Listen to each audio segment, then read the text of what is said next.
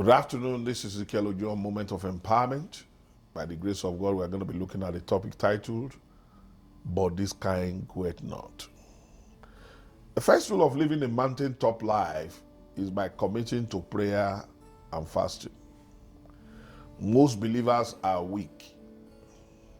They walk in and out of sin and refuse to win in life because of the lack of understanding of the power of prayer and fasting, or sometimes outright unwillingness to pay the necessary price to do so.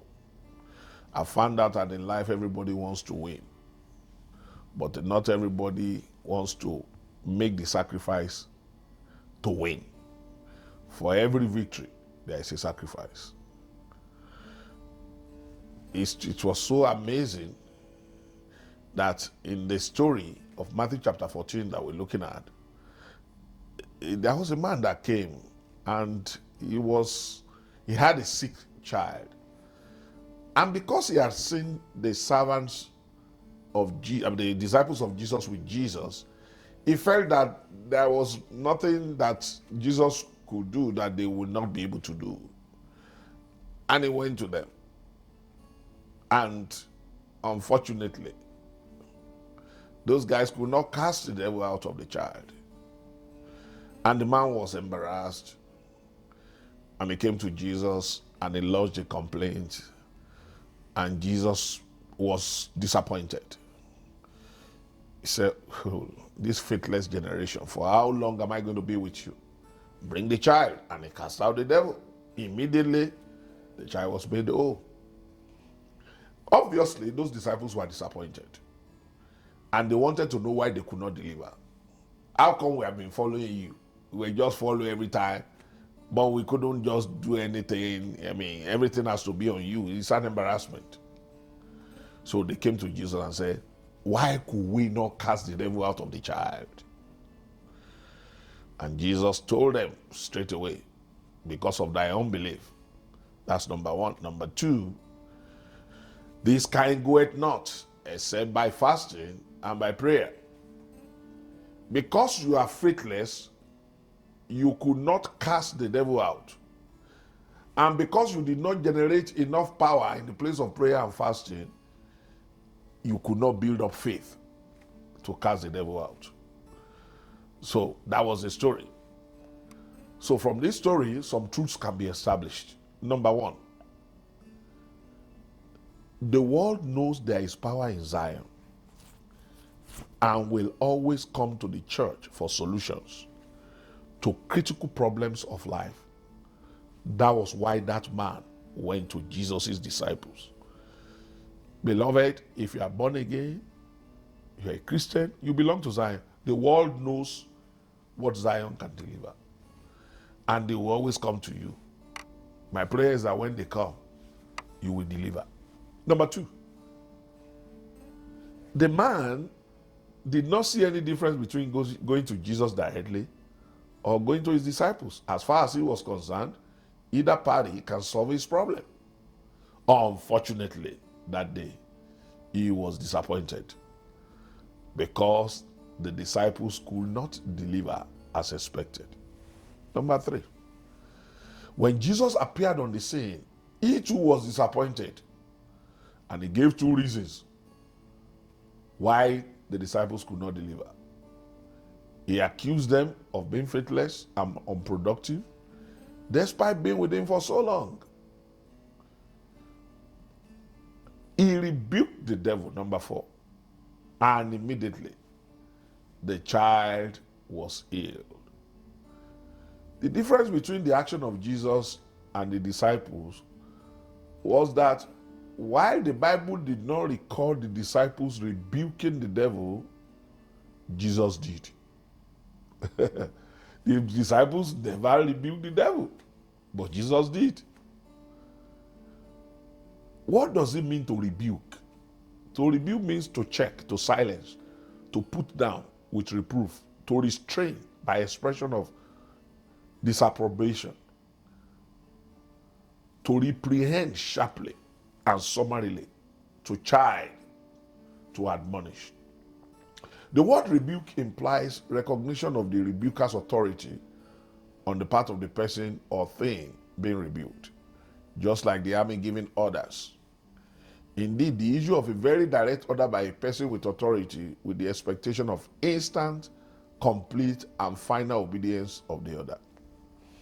Number 5, the disciples were obviously embarrassed by their inability to deliver, and they asked Jesus why they could not. And Jesus said, your unbelief and lack of prayer and fasting made you not to deliver. So when Jesus said, but this kind goeth not, he meant that not all life's problems are the same in origin, in nature, and in consequences. Different problems, therefore, should attract different solutions. How did Jesus know what kind of problem the child had? Because he was in touch spiritually to know the root of the child's problem. Shall therefore methodically look at prayer and fasting, and now they are effective tools of empowerment. For prayer, in Luke chapter 8 from verse 1 to 8, talking about prayer, the Bible says, and he spake a parable unto them to this end, that men ought always to pray and not to faint, saying, there was in a city a judge, which feared not God, neither regarded man. And there was a widow in that city, and she came unto him, saying, avenge me of my adversary. And he will not for a while. But afterwards he said within himself, though I fear not God, nor regard man, yet because this widow troubleth me, I will avenge her, lest by her continual coming she weary me. And the Lord said, hear the unjust judge, see it. And shall not God avenge his own elect, we cry day and night unto him, though he be along with them? I tell you that he will avenge them speedily. Nevertheless, when the Son of Man cometh, shall he find faith on earth? Beloved, the truth is very simple. If you are going to have a mountain top experience in your Christian journey, you must seriously commit to a disciplined life of fasting and prayer. Men ought always to pray and not to faint. If your prayer altars have broken, you are better off going to God and cling to him and say, restore my prayer altar. Because problems of life don't answer to nothing but power. And there is so much power in the place of prayer. Men ought always to pray and not to faint. Yeah, I can always pray, but I have problem with fasting. You see, when you fast, you are denying yourself of the pleasures of the flesh. Because when your flesh is very active, it is difficult to be able to connect to a spiritual God. So when you are encouraged to fast, it's not because your fasting will bring results. It's because your fasting will empower your prayer life so that it will become very effective. If you don't back up your prayer with regular fasting, you are not going to be able to subdue the flesh for the spirit man to connect with God in prayer. So the fasting is actually to your benefit. It's not to the benefit of God. Men ought always to pray and not to faint. My prayer for you is that as you continue in the Christian journey, you will be able to pay attention to the things that matter.